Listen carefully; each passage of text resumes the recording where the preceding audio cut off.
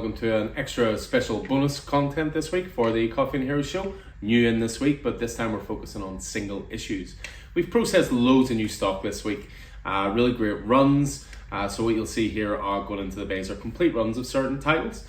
We've made up loads of new packs as well in the last week or two, so they'll all be going into the base. So complete runs of single issues, complete storylines, that kind of thing. So when it comes to the single issue side of things, we have a couple of big runs as well. And we've done extensive research. We've priced everything below the cheapest you'll find it on eBay, because we always want to give you guys the best possible value. So the first thing to kick it off with is we got in a Suicide Squad run. So Suicide Squad by John Ostrander, no less, Luke McDonnell and Carl Kessel. First issue going right back to the start. So what you'll see here is a beautiful cover. They're really nice condition copies as well. So you've got number 1, you've got number 2, 3, 4, 5, 6, 7, 8, 9, 10. We've got 11 to 20, we've got 21 to 30, we've got 31 to 40. As I say, it's a big run. It goes all the way up to issue 50, and then we've also got annuals as well as some of the crossover issues with Justice League International, with Checkmate stuff as well. So tons of really good stuff in there. I did consider doing it as a pack, but I just sort of thought it'd be better going out into the bays as single issues and people can dip in and out, because what you'll find with that Suicide Squad run is it comes from an era where there were still lots of one-shot stories in books. There will always be underlying narrative going through and continuing narrative, but a lot of them are pick-up, one-and-done stories, so I think it's good to have those in the bays. Next up we have Black Widow. So we have a good run on this from Kelly Thompson, starting at issue 1. It was a 15-issue series, so you'll have 1 to 15 in there as well. Goes all the way up to what was Legacy 55 with issue 15. We've got Black Widow one-shots in there as well. We've got Denny Ketch Ghost Rider issues going into the bays. We then also have the complete run of Donny Cates and Ryan Ottley's Hulk. So it goes from 1 all the way up to 14. Again, going into the bays this week, including the Hulk Banner of War issues, as well as the Hulk Annual is another one there. We've got a selection of random issues going into the base, some variants and one-shots, things like that. So quite a lot of good stuff in there. And then we move on to this one, and there's tons of great stuff in here. So we kick things off first of all with James Tynion's run on Justice League Dark. This ran for around 30 issues, I believe. Let me see, 29 issues, also with the annual. So again, complete runs in there, all the variant covers for it. So we've covers from Greg Capullo, Clayton Crane, Kyle Hotz, tons and tons of great covers, and we're going to have those into the bays as well. Moving on from there, we have runs on Wonder Woman. So again, tons of variant covers and some of the best artists around on these. Stanley Archer Mlau, you've got Adam Hughes, you've got Raphael Grampa, Michael Yannon, Jim Lee, tons and tons of just absolutely gorgeous variant covers for a complete run on Wonder Woman up to 799, which is some of the most recent stuff.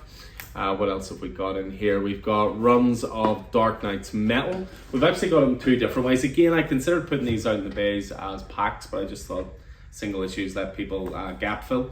So first of all, we've got this great run on Metal, which were exclusive covers done by Francesco Mattina.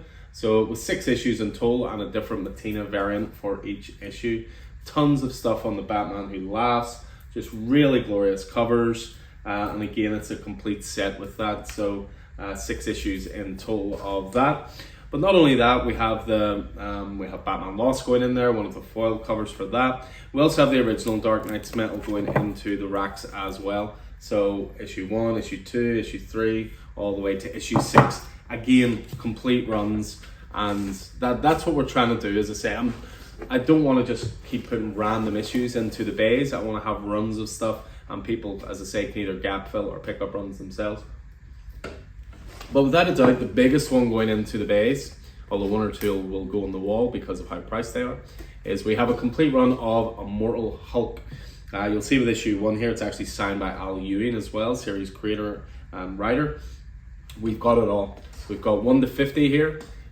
First appearance of Dr. Fry, issue 2. Those will be a couple ones going on the walls. Again, these are pricey issues, but we've priced them lower than what you'll find on eBay, for example. Some of those lower run issues are lower print before the series really took off, and then it became one of the most revered runs pretty much in Marvel history.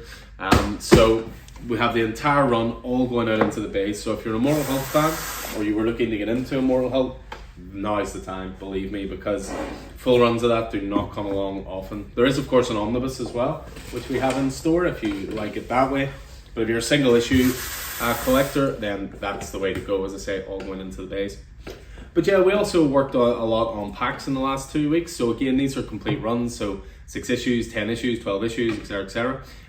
Kick off things with Dark Ages from Tom Taylor. This was Tom Taylor's last work at Marvel before signing with DC Exclusive, where the heroes were really up against them from a threat that already existed on Earth.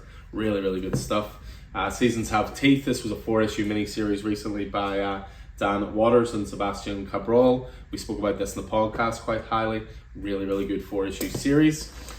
We have Batman Beyond Neo Year. So there's a new Batman Beyond Neo Gothic series launching. This is the one prior to that. This is a full collection of all 6 Christian Ward variant covers. So that is going out into the racks. We have Batcat, which was 12 issues in total. But what this pack is 12 issues, all the Jim Lee variant covers. But we also have the special in here as well, Batman Catwoman special, predominantly by John Paul Leon. Also served as a tribute issue to him, as he unfortunately passed away. But even when you get the issue 10, you may notice a certain little comic shop makes an appearance in there as well. We have Marvel's Annotated. So Marvel's, I always call Marvel's is the closest thing Marvel has to Watchmen. Pretty definitive history of the Marvel Universe. Gorgeous Alex Ross art, brilliantly written by Kurt Busiek. And this is the annotated edition that comes with commentary, script pages, 4 issues in total there.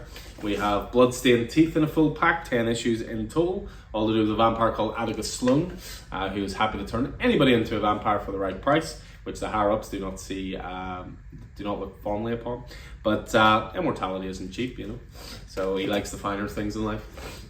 We've got a good long run here on Jeff Lemire's Animal Man in the new 52 run. So this is the first 22 issues plus the 0 issue as well. If you like your body horror, that was fantastic. I always say when it comes to new 52, like a lot of people give a crap, but there's so many good runs in there. Batman's always the obvious one, but the likes of Flash and Animal Man and Swamp Thing and Wonder Woman were all fantastic. Next up we have Dead Day, 5-issue miniseries from Ram Parrott, who's currently working in the Massive Verse with Rogue Sun. Dead Day is all about what if the dead could come back to life for one day. How would they act? You know, they come back with all their senses. You know, they're not mindless zombies. They come back, you know, who wronged them, who killed them, who put them in the ground, what regrets did they have, all this kind of stuff. But it got recently optioned for a TV show as well, but I don't know what's happening with that. Next up we have Criminal, the 3rd volume of Ed Brubaker, Sean Phillips' Crime Odyssey. 12 issues in total for this one, mostly dealing with criminal OG Teagle Lawless. Next up we have Nightwalkers. This was a cool little horror book from Cullen Bunn. 5 issues in total. This is the complete Virgin variant set of that. So if you like your horror, that comes highly recommended. We have volumes of Green Lantern from Grant Morrison, so 2 different 12-issue runs. Volume 1 also contains the annual as well, and then Volume 2 is 1 to 12. We have Life Zero, which was a cool little 6-issue End of the World Zombie series with art by Marco Cicchetto, predominantly known for Daredevil with Chip Zdarsky. Really fun, sort of special ops type response to a zombie apocalypse. A Righteous Thirst for Vengeance, this was superb. This was 11 issues in total. Rick Remender on this one with Andre Lima Arroyo on art. All about a guy who gets dragged into the wrong sort of, he's in the wrong place at the wrong time. John McClane style, but he's just a regular Joe. But yeah, really enjoyed that. There's a lovely hardcover of that as well if you prefer collected editions. 15 issues, we only find them when they're dead. This was the Aliu and Simone de Mayo sci-fi space epic, which was to do with there being large titans around the world that are just floating through space that are all dead, and they're able to mine them for precious stones and precious resources. But what happens if one of them wakes up?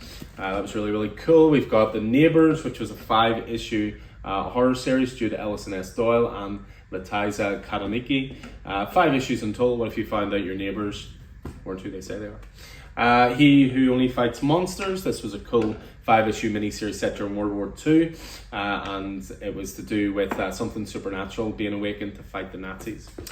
Yeah, a little bit of horror in general in here. So we've got Mercy from Mirko Andolfo, 6 issues as well. Really good Victorian Gothic horror miniseries.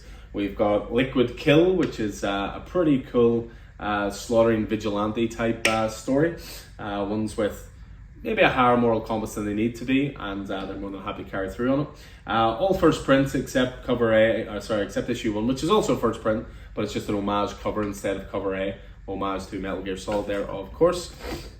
It's spoken about Green Lantern, the 2 volumes by Grant Morrison. This was set in between the 2 of those 3 issues, Green Lantern and Black Stars. We have New Masters, which is a 6-issue miniseries from Shobo and Shuf, who are 2 Nigerian brothers who worked on this. So it's got a different tint to it, which is really, really cool. Sci-fi, adventure book, and again, it makes a change from just everything being set in the States or in the UK. We Live, Age of the Palladians. This was the follow-up to the brilliant We Live through Aftershock Comics, done by the Miranda brothers. It sort of does give away what We Live is about if you haven't read the first one, but you could also read it on its own as well. Don't Spit in the Wind. This was a 4-issue miniseries. Stefano Corticelli and Dan Lee. It's got Wall-E type vibes. You know, humanity has basically left Earth because they pretty much destroyed it. But there are people left behind who are determined to clean it up, and then it goes from there. Just a couple to finish off with. We have Dark Spaces Wildfire. This was a really cool heist book. Scott Snyder writing, Hayden Sherman on art. It was to do with inmates from a prison who have been called in to fight a large fire as part of their sentence. And they're trying to get it under control, but they realize they're close by to like a mob boss's mansion, and if they break in there they could steal stuff and go on the run. Really, really good stuff from Scott Snyder. And then we finish off with one of my favorite books of the last year or two, 8 Billion Genies. This was an 8-issue miniseries, all to do with what if everybody in the world got one wish, what would they do with it. All first prints except for issue 1, which is still a first print, but it's the local comic store day edition, with the idea being that you drew your own genie into it. So yeah, as you can see, we've been very, very busy the last week or two, getting all this new stuff in, rebagging and boarding it, getting everything organized all together and labeled. So tons new stock into the store, which is always our aim, make it as interesting as possible for you guys when you come in. So yeah, that's going to do it for this one. As I say, a special bonus episode. We will still be back later on today with our single issue episode with all the new releases that are out this week. Again, as ever, hope this proves useful and keeping you up to date with everything coming into the store. And I hope you're staying safe out there. See you in store soon. Take it easy.